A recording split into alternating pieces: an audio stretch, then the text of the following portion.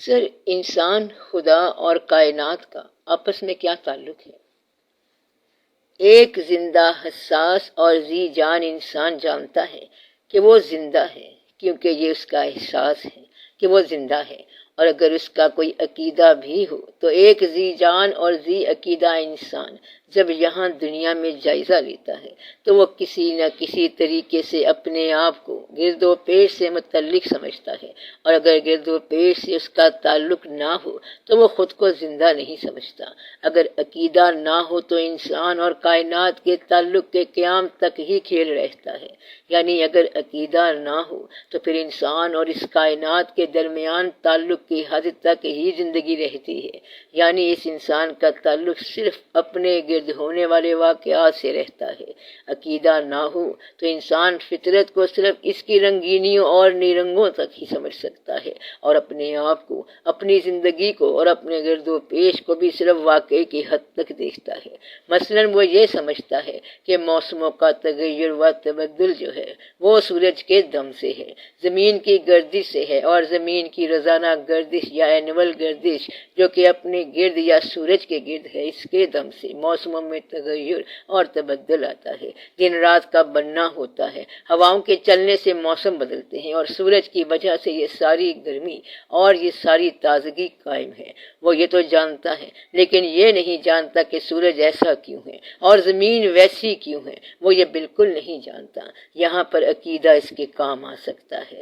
مقصد یہ ہے کہ انسان اس کائنات کے اندر ہونے والے واقعات سے متعلق رہتا ہے، اور اس کائنات میں ہونے والے واقعات جاننا چاہتا ہے، جانتا ہے، تحقیق کرتا ہے، تجسس کرتا ہے، غور کرتا ہے، راز دریافت کرتا ہے، وجوہات دیکھتا ہے، نتائج دیکھتا ہے، لیکن وہ یہ نہیں جان سکتا کہ یہ سب ایسا کیوں ہے، وہ یہ بالکل نہیں جان سکتا۔ تو اگر زندگی عقیدے سے محروم ہو تب بھی کائنات سے متعلق تو رہتی ہے۔ جب بھی آپ بے عقیدہ ہونے کے باوجود زندگی کا بیان کریں گے تو اس میں گرد و پیش کے واقعات آئیں گے، زمین آئے گی اور آسمان آئیں گے، یعنی یہ سارے واقعات آئیں گے، لیکن اس فطرت کے رنگوں کے پیچھے کسی فطرت بنانے والے کا ذکر نہیں آئے گا۔ جب ایک انسان اور باشعور انسان اگر عقیدہ بھی رکھتا ہو تو پھر وہ اپنے اور کائنات کے تعلق کی دریافت کے بعد اس تعلق کو پیدا کرنے والے کو بھی دریافت کرتا ہے، تو اب انسان اور کائنات کے علاوہ ایک اور ذات آ گئی ہے، اور وہ ہے خدا۔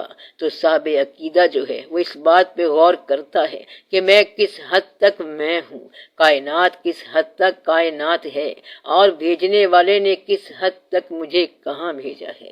وہ اپنی زندگی کو کسی بھیجنے والے کا مرہون احسان سمجھتا ہے، یہ اس کا عقیدہ بن جاتا ہے۔ پھر آپ کائنات کو دیکھتے ہیں اور روشن سورج، روشن چاند اور روشن تاروں کو دیکھتے ہیں۔ اگر ساری کائنات کی تمام اشیاء آپ پر اثر نہ کریں تو پھر یہ آپ کے لیے بیکار ہیں۔ گویا کہ اس کائنات کی ہر چیز باہوش اور باشعور انسان کے لیے ہر وقت ایک اثر رکھتی ہے، اور وہ یہ اثر ہمیشہ محسوس کرتا ہے۔ جب اس شخص کو وہ بات سمجھ آ جائے تو پھر وہ اس چیز، اس کائنات کو بنانے والے سے تعلق کے حوالے سے سمجھتا ہے، اور کہتا ہے کہ اللہ نے کتنا رحم کیا کہ آج موسم اچھا ہے، حالانکہ موسم آتے ہی رہتے ہیں، لیکن وہ کہتا ہے کہ اللہ کی مہربانی سے آج کا موسم بہت اچھا ہے، اور دوسرے شخص کے بارے میں کہتا ہے کہ میرا خیال ہے کہ اس پر اللہ ناراض ہے، کیونکہ شادی والے دن اتنی بارش ہو گئی کہ ساری شادی درہم برہم ہو گئی ہے۔ تو صاحبان عقیدہ اپنے علم اور اپنی تحقیق کو فرمان الہی سے تعلق میں رکھتے ہیں، اس کے قریب کرتے ہیں، اور اپنے احساس کو، اپنے مشاہدات کو اور اپنی دریافت کو منشاء الہی کے تابع کرتے ہیں، اگرچہ وہ بھی اپنا حصہ اسی کائنات سے لیتے ہیں۔ تو سب کو خیال کا حصہ کہاں سے ملے گا؟ اسی کائنات سے۔ مثلاً اگر آپ غم زدہ ہوں تو یہ غم اسی کائنات سے ہی تو ملا ہے، اور کائنات کا یہ غم انسانوں، اشیاء، احوال، زمین، آسمان اور گردش زمانہ سے ملتا ہے۔ تو غم اور تو کہیں سے نہیں ملتا بلکہ یہاں سے ہی ملتا ہے۔ مثلاً کوئی رشتہ دار فوت ہو جائے تو وہ آپ کا غم بن جاتا ہے۔ کسی اور جگہ سے کوئی بری خبر آ گئی تو یہ غم جو آپ کو ملتا ہے اسی کائنات سے ملتا ہے، اور کائنات ہی آپ آپ کو غم زدہ کرتی ہے، پھر کبھی آپ کو یہ کائنات خوش کرتی ہے۔ مثلا اچانک خوشی کی کوئی خبر آ گئی، مبارک آ گئی کہ اچانک ہی چاند ہو گیا تو خوشی مل جاتی ہے۔ جو لوگ اہل عقیدہ ہیں، ان کو اگر غم آ جائے تو کہتے ہیں کہ انا للہ و انا الیہ راجعون، اور اگر خوشی آ گئی تو کہتے ہیں الحمدللہ۔ تو گویا کہ یہ کائنات آپ کی باطنی اور ظاہری زندگی کی پرورش کرتی ہے۔ توانائی یہاں سے ملے گی، خوراک یہاں سے ملے گی، احساس یہاں سے ملے گا، غم یہاں سے ملے گا، خوشی یہاں سے ملے گی، اور جتنے بھی آپ کے ظاہری باطنی قوا ہیں سارے کے سارے یہیں سے تربیت پائیں گے، اور یہاں پر ہی آپ کی زندگی مکمل ہوگی۔ اور جو لوگ عقیدے کے بغیر ہیں وہ کہتے ہیں کہ سارے ہی آتے ہیں اور پھر چلے جاتے ہیں، ان کو کائنات کی گردش روزگار ختم کر جاتی ہے۔ اور عقیدے والے سے اللہ فرماتا ہے کہ زندگی پہ غور کروں کہ میں نے تمہارے لیے کیا کیا بنا رکھا ہے، اور پھر جب عقیدے والے کائنات پر غور کرتے ہیں تو پھر وہ کہتے ہیں کہ اے میرے رب، یہ جو کچھ تو نے بنایا ہے یہ عین حقیقت ہے اور یہ باطل نہیں ہے۔ تو گویا کہ آپ نے اپنا احساس، اپنی زندگی، اپنا غم اور اپنی خوشی اس کائنات کے مشاہدات سے حاصل کرنی ہے، مگر آپ نے عقیدہ یہاں سے حاصل نہیں کرنا، بلکہ عقیدہ آپ کو دین نے دے دیا ہے۔ عقیدہ تحقیق سے نہیں ملتا بلکہ عقیدہ تسلیم سے ملتا ہے۔ انسان جیسا بھی ہے، جتنا بھی ڈیولپڈ ہے، اس کی ڈیولپمنٹ، اس کا ظاہر، اس کا باطن، اس کا مشاہدہ، اس کی کائنات، اس کی یاد، اس کا ماضی، اس کا مستقبل، اس کے غم اور اس کی خوشی، سارے کا سارا کائنات کا احسان ہے۔ یہ بڑے کمال کی بات ہے کہ آپ صرف بیٹھے رہیں تو پرورش پاتے رہتے ہیں، ذہن ڈیولپ ہوتا رہتا ہے اور نظارے آپ کے سامنے سے گزرتے رہتے ہیں۔ یوں آپ نے گھر بیٹھے میلہ دیکھ لیا، یعنی صرف اپنی جگہ پر قائم رہنے سے غم اور خوشی کی وافر مقدار میں خوراک مل جاتی ہے۔ فرض کریں آپ کی زندگی بڑی محفوظ ہے اور آپ نے اپنا مکمل ڈیفنس بنا لیا ہے، مگر پھر باہر سے غم کی خبر آ جائے گی، کیونکہ آپ کا دوست تو محفوظ نہیں ہے اور رشتہ دار تو محفوظ نہیں ہے۔ اگر کسی کو دعا مل جائے کہ تیری زندگی اب ہمیشہ رہنے والی زندگی ہوگی تو کچھ عرصے کے بعد اس کی حالت دیکھنے والی ہوگی۔ پہلے اس کے سامنے ماں باپ مر جائیں گے، پھر اولاد مر جائے گی، پھر سارے واقف کار ختم ہو جائیں گے، پھر وہ کہے گا کہ میں اس اجنبی دیش میں کہاں پھنس گیا ہوں۔ تو ایسے انسان کے لیے لازوال زندگی بھی لازوال غم کا باعث بن جاتی ہے۔ یہ اللہ کی مہربانی ہے کہ اس نے آپ کو فانی زندگی دی ہے اور فانی غم دیے ہیں، لہٰذا آپ فانی ہو کے چپکے سے رخصت ہو جانا، کیونکہ اگر آپ کو باقی بنا دیا جائے تو اتنا غم آپ سمیٹ ہی نہیں سکیں گے، اتنی یادیں آپ سمیٹ ہی نہیں سکتے، اور آپ ایسی زندگی سے تنگ آ جائیں گے۔ جب بڑھاپا آتا ہے تو انسان ویسے ہی کہتا ہے کہ اب رخصت ہو جانا چاہیے۔ اگر لازوال عمر مل جائے تو سارے چہرے ایک ایک کر کے ختم ہو جائیں گے، آپ کے لیے ایک وبال بن جائے گا اور ایک عذاب بن جائے گا۔ اس لیے اللہ تعالیٰ نے آپ کو ایک ایسی زندگی عطا کی جو اسی ڈیوریشن میں تمام غم، تمام خوشی اور تمام مشاہدات کر کے مکمل ہو جاتی ہے اور پھر رخصت ہو جاتی ہے۔ اس طرح کی زندگی اس کی بڑی مہربانی ہے۔ تو اصل راز یہ ہے کہ آپ کا غم، آپ کی خوشی اور آپ کا باطن، یہ سب کچھ اس کائنات نے آپ کو دیا۔ کبھی کبھی ایسے بھی ہوتا ہے کہ آپ غمگین ہو جاتے ہیں تو یہ غم بھی آپ کو کائنات نے دیا ہے، یعنی آپ کے ماحول نے دیا ہے۔ اور بڑی اہم بات ہے کہ وہ ماحول جس نے آپ کو غم زدہ کیا ہے وہ کبھی کبھی آپ کو یہ غم دے کر خود غم زدہ ہو جاتا ہے، ورنہ غم دینے کے بعد غم دینے والی شے اگر غمگین نہ ہو تو کہتے ہیں کہ اس نے ظلم کیا ہے، اور پھر لگتا ہے کہ کائنات ظالم ہے۔ پھر انسان شکوہ کرتا ہے کہ سورج چمکتا رہا لیکن میری دنیا میں روشنی نہ تھی، میرے پاس جگنو کی روشنی تک نہ تھی، اور اس کی دنیا میں روشنیوں کے فانوس جگمگاتے رہے۔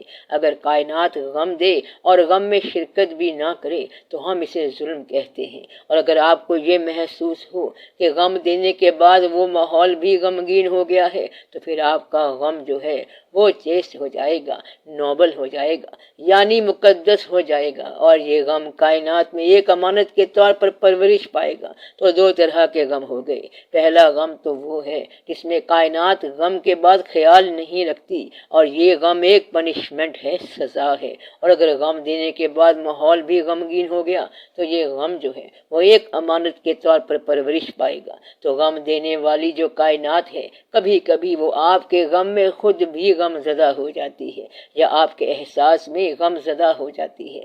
اگر آپ کو غم دینے کے بعد آپ کے احساس میں یہ کائنات غمگین ہو جائے تو پھر آپ کا ریلیشن یعنی تعلق اس کائنات سے ہو گیا۔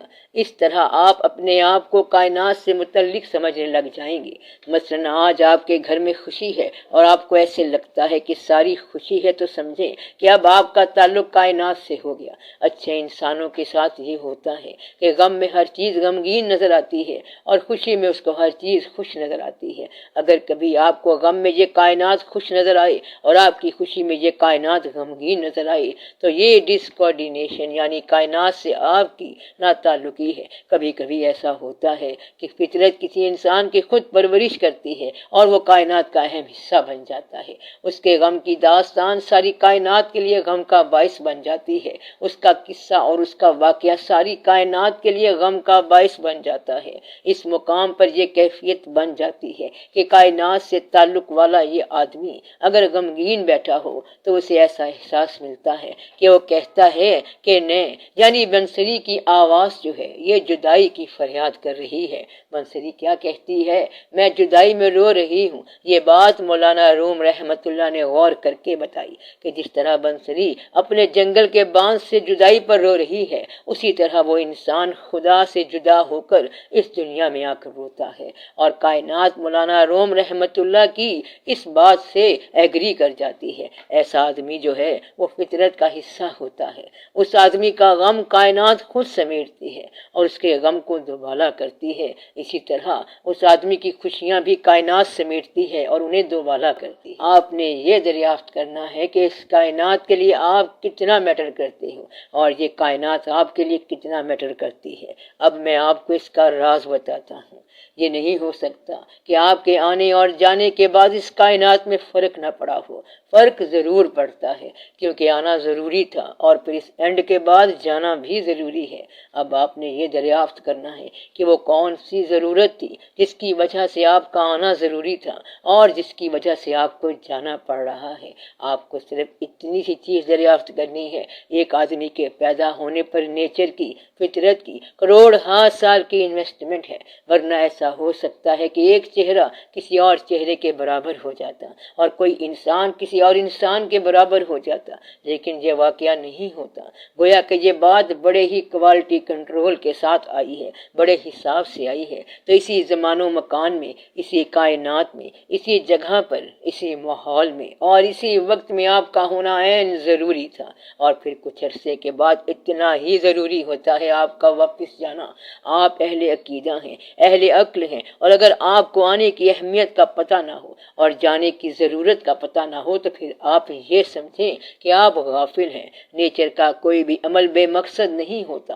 اپنے ہونے کا مقصد آپ نے خود دریافت کرنا ہے، اور یہ مقصد اس وقت دریافت ہوتا ہے جب آپ اس کائنات کے ساتھ مالک کائنات کے حوالے سے متعلق ہوں، یعنی تعلق میں ہوں۔ مثلا یہ جو آپ محنت کر رہے ہیں، اس محنت کا نتیجہ کامیابی ہونا چاہیے۔ یہ تو آپ کہتے ہیں کہ یہ کامیابی عقل سے ملی ہے، مگر آپ عقل دینے والے کا شکریہ ادا کرو کہ اس نے آپ کو کامیابی حاصل کرنے کے لیے ایک خاص عقل عطا فرمائی، جو ایک خاص ماحول میں چلتے ہوئے ایک خاص کامیابی تک پہنچی۔ اسی طرح اس نے آپ کو ایک خاص دل دیا جو ہر حال میں چلتے چلتے کہیں نہ کہیں غمگین ہو جاتا ہے۔ یہ خاص دل چلتے چلتے کہیں نہ کہیں انوالو ہو جاتا ہے، اور یہ دل جو ہے وہ محبت والا دل ہے۔ تو یہاں پر ہی آپ سب دیکھتے رہتے ہیں، یعنی اپنا انوالو ہونا دیکھتے رہتے ہیں اور مصروف ہونا دیکھتے رہتے ہیں۔ آپ کہتے ہیں میں بڑا بیزی ہوں کیونکہ بچوں کے لیے خوراک اکٹھی کرنی ہے، مگر یہ دیکھیں کہ بچے کیا ہوتے ہیں، اللہ کی عطا، اور بچوں کے لیے احساس کیا ہوتا ہے، دینے والے کی عطا۔ تو عطا جو ہے وہ دینے والے کے حوالے سے ہی عطا ہے، تو آپ حوالہ کبھی نہ بھولنا۔ کہیں ایسا نہ ہو کہ آپ حوالہ بھول جائیں اور جو چیز اس نے آپ کو عطا کی ہے، آپ کے حوالے کی ہے، آپ اس میں ہی گم ہو جاؤ۔ جس نے چیز حوالے کی ہے، حوالہ وہی رہے گا، آپ اس شے میں گم نہ ہو جانا۔ نعمت میں نہ گم ہو جانا بلکہ منعم کا خیال رکھنا، غم میں گم نہ ہو جانا بلکہ غم دینے والے کا خیال رکھنا، خوشی میں گم نہ ہو جانا بلکہ خوشی دکھانے والے کا خیال رکھنا، زندگی میں نہ گم ہو جانا بلکہ زندگی دینے والے کا خیال رکھنا، اور موت میں بھی غم زدہ نہ ہونا بلکہ موت دینے والے کا خیال رکھنا کہ اس کی مرضی جب چاہے اٹھا لے۔ میرا مقصد یہ ہے کہ دین والوں کے لیے یہ ضروری ہے کہ وہ اپنے اعمال، اپنے مشاہدات، اپنا سفر اور اپنے واقعات باری تعالیٰ کے حوالے سے پہچانے، ورنہ تو ساری گمراہی ہو جائے گی، محنت بھی ہوگی اور گمراہی بھی ہو جائے گی۔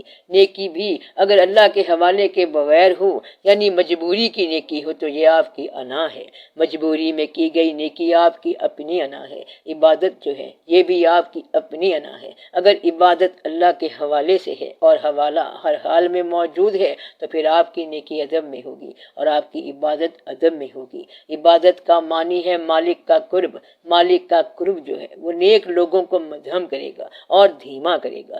اللہ کریم کا فرمان ہے، اللہ کریم کے محبوب صلی اللہ علیہ وآلہ وسلم کے سامنے آواز اونچی کرنے سے اعمال ضائع ہو جاتے ہیں، اور اگر کسی نے اللہ کے سامنے آواز اونچی کی تو وہ تو اللہ کے محبوب صلی اللہ علیہ وآلہ وسلم ہیں، اور اللہ مالک ہے، خالق ہے۔ گویا کہ اللہ کے گھر میں بیٹھ کر اونچی آوازیں اور اونچی صدائیں اور اونچے جھوٹ بولنے والے کے اعمال تو اعمال ہی نہ رہے۔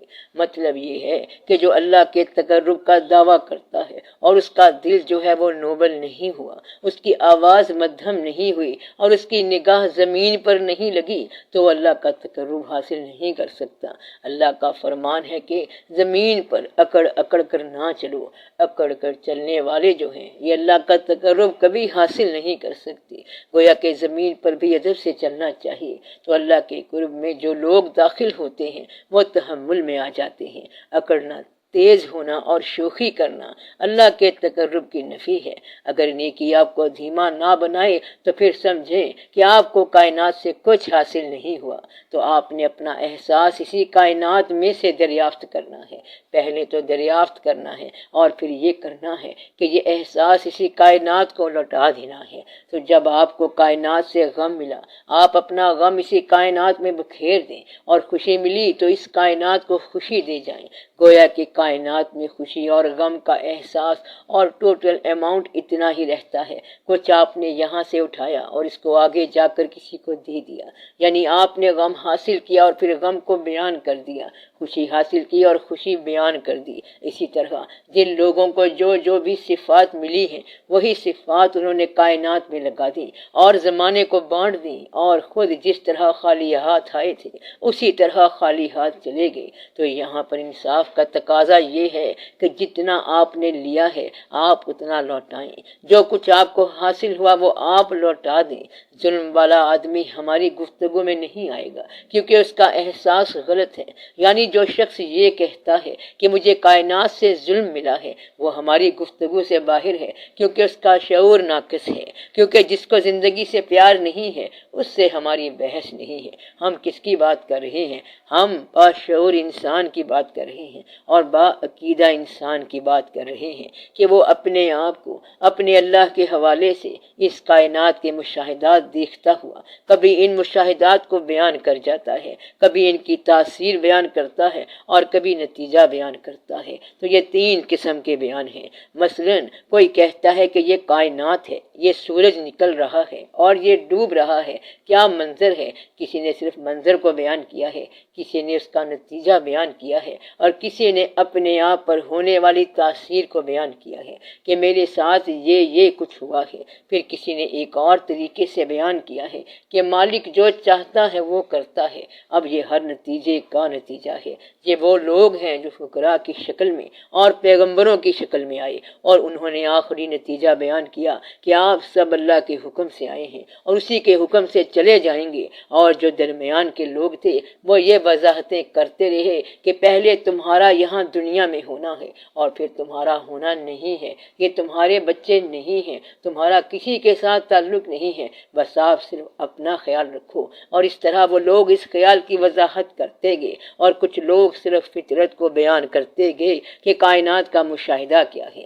اس لیے آپ اللہ تعالیٰ کو ماننے کے بعد اس کائنات میں ہونے والے تمام واقعات کو اللہ کی منشا کے مطابق پہچانیں، اور پھر اس کائنات میں ہونے والے غم کے واقعے کا کائنات کو الزام نہ دیں۔ آپ یہ دیکھیں کہ اللہ کی مرضی کیا ہے، اور آپ سر تسلیم خم کرتے ہوئے اپنے اللہ کو راضی کریں، اور کائنات میں ہونے والے واقعات کے ذریعے اللہ کو تسلیم کر کے اسے راضی کر لیں۔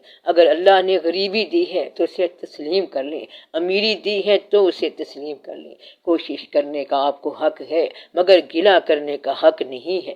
تو کائنات اللہ کریم کے ساتھ آپ کا تعلق کریٹ کرنے کا ایک انسٹرومنٹ ہے، ذریعہ ہے۔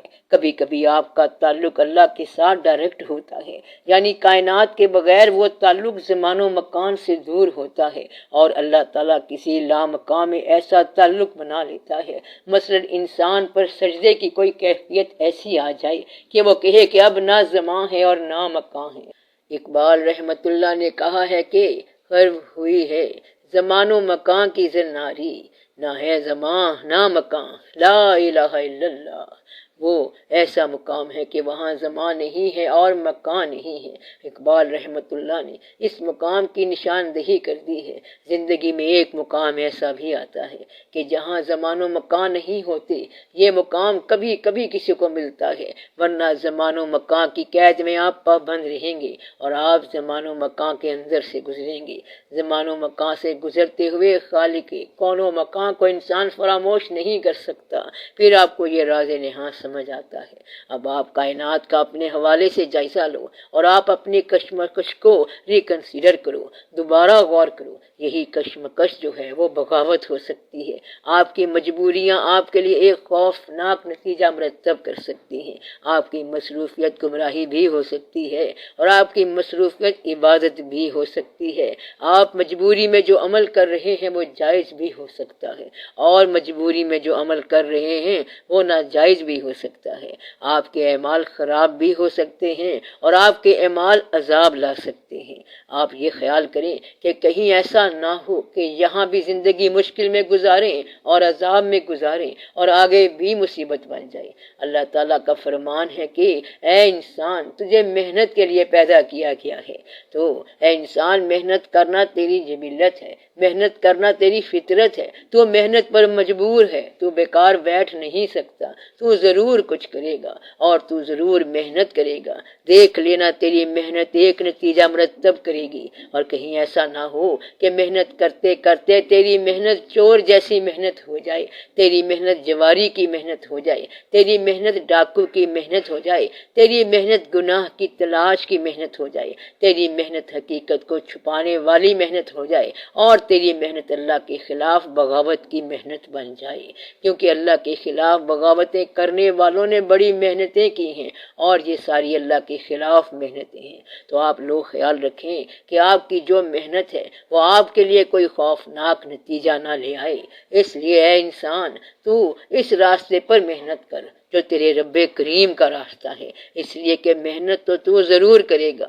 محنت کرتے ہوئے تو اس راستے پر ضرور چل جو تیرے رب کریم کا راستہ ہے، اور اگر تجھے اس راستے کی سمجھ نہیں آتی ہے تو پھر اس راستے پر چلنے والوں کو ڈھونڈ لے۔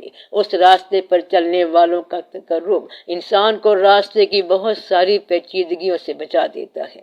مثلا اگر ایک قافلہ کہتا ہے کہ میاں میر صاحب رحمت اللہ کے پاس چلیں گے، یا میاں شیر محمد صاحب رحمت اللہ کے پاس چلیں گے، تو یہ لازمی بات ہے کہ وہ قافلہ گمراہ نہیں ہوگا، کیونکہ آگے ایک بزرگ کا نام اور مقام ہے۔ اگر نقش بندی قافلہ کسی عرس پر جا رہا ہو تو ان کو کہا جاتا ہے کہ کافیاں بند کرو، سماع منع ہے۔ ایک نقش بندی بزرگ کے پاس ایک مرید گیا تو وہ کہنے لگا کہ پرواہ نہ کر، میں تمہیں داڑھی رکھنے کے لیے نہیں کہوں گا، کیونکہ اگر جنت میں کوئی بھی داڑھی کے بغیر گیا تو میں تمہیں بھی ضرور لے جاؤں گا، مگر بغیر داڑھی والے نے جنت جنت میں جانا نہیں۔ اس مرید نے یہ سن کر فوراً داڑھی رکھ لی۔ تو کہنے کا مقصد یہ ہے کہ نقش بندی طریقت میں یہ بات بڑی ضروری ہے۔ علامہ اقبال رحمۃ اللہ کو بھی انہوں نے بڑی مشکل سے اکاموڈیٹ کیا تھا کہ ان کی تو اب باطنی داڑھی ہے، تو طریقت کے راستے پر چلنا بڑی محنت کی بات ہے اور یہ بڑا مقام ہے۔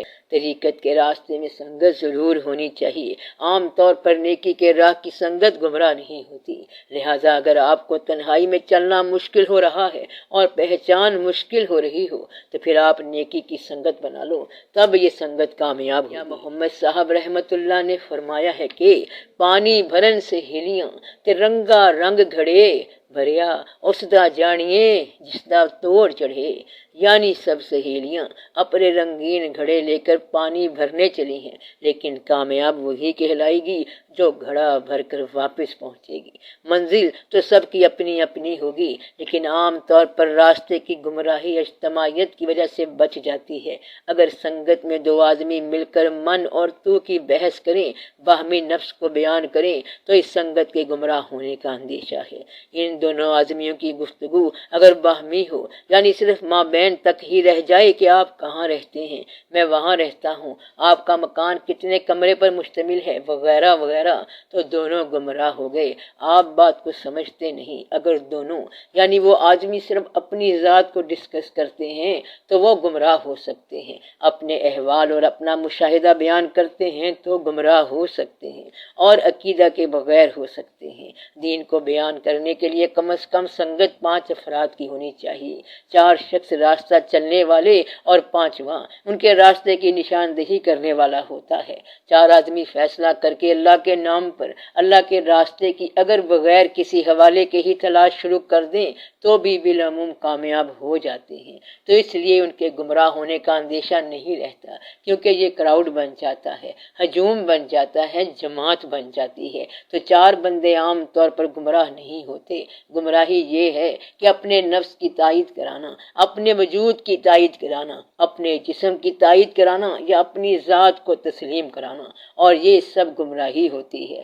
اگر کسی کا منصب پیغمبری ہو تو وہ خود کو پیغمبر تسلیم کرائے گا، لیکن آپ کا ایسا کوئی منصب نہیں ہے، اس لیے آج کا انسان اپنی ذات کو تسلیم کرانا چاہتا ہے اور یہاں پر مار کھا جاتا ہے، کیونکہ اب کسی درویش پر یہ لازم نہیں ہے کہ وہ اپنے آپ کو اس طرح تسلیم کرائے، کیونکہ دین کا راستہ مکمل طور پر بیان ہو گیا ہے۔ تو دوستوں میں ذات کی پہچان کرانا، دوستوں کی نفی ہو جاتی ہے۔ اگر 2 دوست مل کر تیسرے سفر پر روانہ ہو جائیں تو اس کا ثبوت کیا ہے؟ ثبوت یہ ہے کہ ان کی آپس کی گفتگو بند ہو جائے، یعنی میں اور تو کا سلسلہ ختم ہو جائے۔ اگر ایک ساتھی کہتا ہے کہ ادھر چلو تو دوسرا چل پڑتا ہے اور پھر یہ سفر چلتا رہتا ہے۔ میں یہ کہہ رہا تھا کہ اللہ کے راستے کے اس سفر میں بعض اوقات چلنے والوں کو اس راستے کی حقیقت آشنائی مشکل ہوتی ہے۔ اگر آشنائی مشکل ہو تو پھر آپ سنگت اختیار کر لو۔ عام طور پر ان راستوں پر چلنے والے نیک ہوتے ہیں یا کم از کم بدی چھپا جاتے ہیں۔ پیر صاحب بھی اس کی بدی کو چھپا دیتے ہیں، اس لیے جہاں بدی کو مدھم کر دیا جائے تو وہ راستہ نیک ہوتا ہے، اور جہاں پر نیکی کی جائے وہ نیک راستہ ہے۔ نیکی کے راستے پر نیکی کے لیے اگر انسان ریاکاری پر مجبور ہو جائے تو آج کے دور میں یہ بھی نیکی ہے۔ نیک راستے پر انسان نیکی ریاکاری کے طور پر کرنے پر بھی مجبور ہو جاتا ہے تو وہ بھی نیک راستہ ہے۔ ریاکاری میں نیکی کرنا بھی نیکی ہے، جھوٹ موٹ کی تسبیح کرنا بھی نیکی ہے۔ اگر آپ ریاکاری میں بھی نیک ہونا چاہتے ہو تو آپ کو نیک ہونے کی تمنا مبارک ہو، کیونکہ آپ کو نیک ہونے کا عمل تو نہیں آیا، لیکن نیک ہونے کی تمنا مبارک ہو۔ اگر کوئی جھوٹی موٹی نماز پڑھ رہا ہے تو نمازی تو مشہور ہونا چاہتا ہے، تو آپ اس کو معاف کر دو اور اسے آپ نمازی ہی کہو، کیونکہ وہ گنہگار تو مشہور نہیں ہونا چاہتا بلکہ نیک مشہور ہونا چاہتا ہے۔ وہ ریاکار ضرور ہے لیکن نیک مشہور ہونا چاہتا ہے، تو آپ اس کو نیک ہی کہو، پھر ایک وقت وہ توبہ کر کے اصل نیک بن جائے گا۔ اس لیے عام طور پر آپ اللہ کے سفر میں یہ دیکھیں گے کہ ابتدائی سفر کا خاصا حصہ ریاکاری کا ہوتا ہے۔ اس لیے عام طور پر آپ اللہ کے سفر میں یہ دیکھیں گے کہ ابتدائی سفر کا خاصا حصہ ریاکاری کا ہوتا ہے، اور پھر ریاکاری چلتے چلتے ایک دن عین تسلیم ہو جاتی ہے۔ تو ایسا ہوتا رہتا ہے کہ اگر جھوٹے آدمی نے سچا نام لیا تو سچے آدمی نے اس کا جھوٹ دور کر دیا۔ تو یہ سچ کا کام ہے کہ وہ بیٹھا بیٹھا اللہ کو پکارتا رہا، اس کا خیال کہیں اور ہے لیکن اللہ ہی اللہ کرتا جا رہا ہے۔ تو ایک روز اللہ کو پتہ چل گیا کہ فلاں شخص اللہ اللہ کر رہا ہے، اور پھر بات بن گئی۔ بس آپ کے عقائد درست ہونے چاہیے، پھر تو اعمال کی کمی بیشی اور ریاکاری بھی کور ہو جاتی ہے۔ اور یہ نہیں ہوتا کہ انسان پہلے دن ہی سے مخلص ترین ہوتا ہے، بلکہ چلتے چلتے ہی انسان سیکھتا ہے۔ اس لیے اس کائنات میں آپ چلتے جائیں، عقیدہ درست رکھیں، سفر کرتے جائیں، اور ہم سفروں کی پہچان کرتے جائیں۔ ہم سفر وہ ہے جو اس سفر پر مائل ہو، اس سفر پر روانہ ہو، اور جو آپ کے ساتھ چلنے کو تیار ہو جائے، اس کو ساتھ لے کر جائیں۔ آخر ایک دن منزل مقصود مل جائے گی۔ تو یہ کائنات آپ کی پرورش کرتی ہے، اور آپ اس کائنات کو کنٹریبیوٹ کرتے ہیں۔ کائنات ہی آپ کو سب کچھ عطا فرماتی ہے، تو اللہ تعالیٰ کے عطا کرنے کا شعبہ یہ پوری کائنات ہے۔ اللہ تعالیٰ ساری کائنات کے بارے میں قرآن پاک میں فرماتا ہے کہ کیا تم جانتے نہیں ہو کہ بارش کون برساتا ہے؟ ہم بارش برساتے ہیں، بارش سے زمین میں پیداوار اگاتے ہیں، اور پیداوار میں جانوروں کے لیے چارہ ہوتا ہے، اور پھر تمہارے لیے جانوروں سے دودھ آتا ہے۔ اللہ کریم کے کام دیکھو کہ اس کا کتنا بڑا کمال ہے۔ فطرت کی انتہا بیان فرما رہے ہیں کہ اے انسان، تو نے دیکھا نہیں کہ خون اور گوبر کے درمیان سے میں نے کس طرح پاکیزہ دودھ کی نہر جاری کر دی ہے؟ یعنی کہ دودھ کو دیکھو، گائے کو دیکھو اور بھینس کو دیکھو، تو دودھ تو ایک پاکیزہ شے ہے، اور بیان کس کا ہے؟ اللہ کی اپنی ذات کا۔ اور حوالہ کس کا ہے؟ پوری کائنات کا۔ تو یہ پوری کی پوری کائنات اللہ تعالیٰ کا بیان ہے، یعنی کہ اللہ تعالیٰ نے ایسی عجب کائنات بنائی ہے کہ اس کا بیان اللہ کا اپنا بیان ہے۔ ہم بارش برساتے ہیں، ہم بادل لاتے ہیں، وغیرہ وغیرہ۔ اگر آپ لفظ ہم لگا دو تو باقی ساری کائنات اللہ کا جلوہ ہے۔ اب اللہ کو ماننے والا لفظ ہم ضرور لگائے، ورنہ کائنات میں وہ کافر ہو کر مر جائے گا۔ فطرت یہی ہے کہ بادل جو ہیں بارش برساتے ہیں، اور اس سے گندم، چارہ، جانور، گوشت، کپاس، اون اور کپڑے، یہ ساری کائنات کا مشاہدہ ہے۔ اور یہ یاد رکھنے والی بات ہے کہ کائنات کے مشاہدے میں مشاہدہ کرانے والے کو بھولنا نہیں چاہیے، کیونکہ ایک خاص مدت کے بعد وہ واپس لے جائے گا۔ اس لیے اس سفر کے دوران ہونے والے واقعات کو اللہ سے تعلق کے حوالے سے سمجھنا۔ کوئی مشکل آ گئی تو اللہ سے رجوع کرنا، کوئی خوشی آ گئی تو اللہ سے رجوع کرنا، اور غم میں بھی اللہ سے رجوع کرنا۔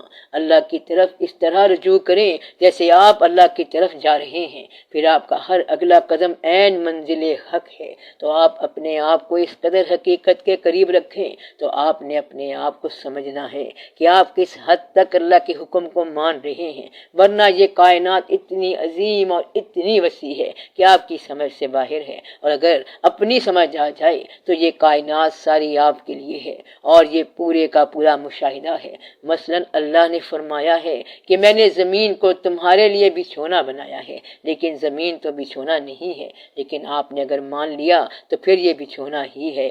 اگر آپ اس کی بات سمجھ جائیں تو یہ پہاڑ آپ کے لیے ہیں، اور یہ بادل آپ کے لیے ہیں، اور پھر اللہ بھی آپ کے لیے ہے۔ اگر اللہ آپ کے لیے ہے تو پھر ہر شے ہی آپ کے لیے ہے۔ بس یہ ہیں اللہ تعالیٰ کے احسانات۔ آپ نے صرف خدا کو ماننا ہے، اور پھر خدا کی کائنات ساری آپ کی اپنی کائنات ہے۔ پھر آپ نے اس کائنات میں آسانی سے اپنی منزل طے کرنی ہے۔ اس سفر میں جب نور کے مقام پر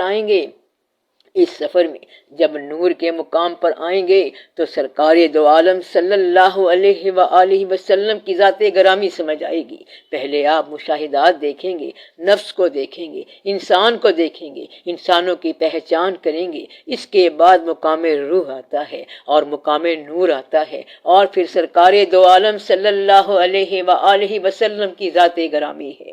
پھر آپ ان سے رجوع کریں اور اللہ تعالیٰ سے دعا کریں کہ وہ اس کائنات کے اندر اندر اپنے حبیب پاک صلی اللہ علیہ وآلہ وسلم کی محبت ایسی عطا فرمائی کہ آپ کو وہ محبت جلوہ گر نظر آئے. پھر آپ کہیں گے کہ دن کو اسی سے روشنی، شب کو اسی سے چاندنی، حق تو یہ ہے کہ روئے یار شمس بھی ہے قمر بھی ہے. تو سارا راز اور ساری بات تو اتنی ہے. اس لیے آپ کے لیے موقع ہے کہ سنگے در پر کچھ مانگ لیں. پردے اٹھے ہوئے بھی ہیں، ان کی ادھر نظر بھی ہے. بڑھ کے مقدر آزماں سر بھی ہے، سنگے در بھی ہے. تو بات یہ ہے کہ جب آپ کا مشاہدہ وہاں پر اس مقام تک چلا جائے گا تو پھر آپ کو زندگی اور موت دونوں کے اندر معنی نظر آئیں گے، اور پتہ چل جائے گا کہ زندگی اور موت ایک ہی شے کا نام ہے. جس طرح دن اور رات ایک شے کا نام ہے، یعنی سورج کے دو رخ ہیں، سورج کے دو نام ہیں، ایک نام دن اور ایک نام رات ہے. سورج ادھر آ جائے تو دن اور ادھر چلا جائے تو پھر رات. جس طرح دھوپ چھاؤں سورج کے نام ہیں اور ایک ہیں، اس طرح زندگی اور موت ایک ہی شے ہے، اور یہ اللہ کی شان کے دو الگ شعبے ہیں. جس طرح نیند آپ کو رات کے وقت راحت دیتی ہے، اسی طرح زندگی کی طویل تھکن میں موت ایک آرام کا ذریعہ ہے. یہ نیند کا ایک عرصہ ہے اور پھر آپ کو ہمیشہ کے لیے جگا دیا جائے گا. پھر آپ کے ساتھ اللہ کا اپنا ہمیشہ کا تعلق ہو جائے گا. اس لیے زندگی اور موت ساری ایک ہی بات ہے، ایک مقام ہے جو ضرور آنا ہے. آپ یہ بات آج ہی سمجھ لو، ورنہ بعد میں تو سمجھ آ ہی جائے گی. وہ ایک ایسا مقام ہے جہاں حاصل اور محرومی ایک شے ہے، یعنی حاصل ہو گیا یا کچھ چلا گیا سب برابر ہے. ویسے بھی حاصل آپ کے وجود کے پاس نہیں ہوتا، بلکہ یہ تو خیال کے حاصل کا حاصل ہے. اسی طرح آپ کا خیال ہے کہ آپ کوئی شے ہیں، آپ کے اسی مکان میں شادیاں ہونی ہیں اور اسی مکان میں آپ انا للہ و انا الیہ راجعون ہو جائیں گے. تو گویا کہ آپ کا ہر حاصل آپ کا خیال ہے، اور حاصل کا جدا ہونا بھی آپ کا خیال ہے. مثلاً آپ کو مبارک ہو کہ آپ کے ہاں بیٹی ہے، پھر وہ بڑی ہو جائے گی. وہ بیٹی حاصل تو ہو گئی، اب جدا ہونی ہے. بلکہ آپ دعا کراتے ہو کہ اس کی رخصتی ہو جائے، تو گویا کہ بیٹی کا رخصت ہونا والدین کے لیے باعث مسرت ہے. تو اسی طرح سے ہے خوشیوں کا آنا، حاصل ہونا، حاصل کا چلے جانا اور خود رخصت ہونا. سارا کھیل اسی کائنات میں چلتا رہتا ہے، اور آپ کی کائنات جو ہے اسی طرح سے بنتی رہتی ہے. اور پھر تو غم اور خوشی برابر لگتے ہیں، اسی طرح دوست دشمن برابر لگتے ہیں.